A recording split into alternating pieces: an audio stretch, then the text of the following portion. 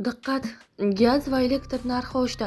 Assalomu alaykum. Tezkor hamda muhim yangiliklarni o'tkazib yubormaslik uchun layk hamda podpisatsiya tugmachalarini bosib qoldirishni unutmang.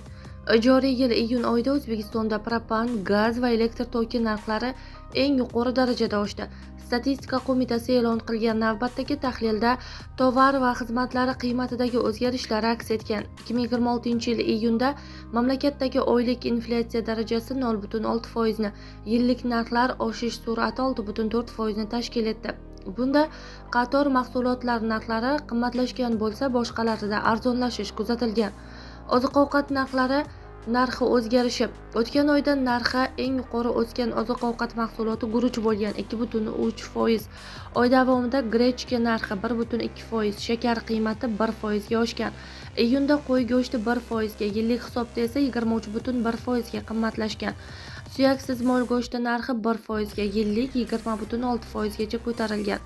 Tuxum qiymati oylik 0,8%, yillik 16,2% ga oshgan. Iyunda sabzi 6,5% ga, piyoz 3,6% ga qimmatlashgan deyilgan xabarda.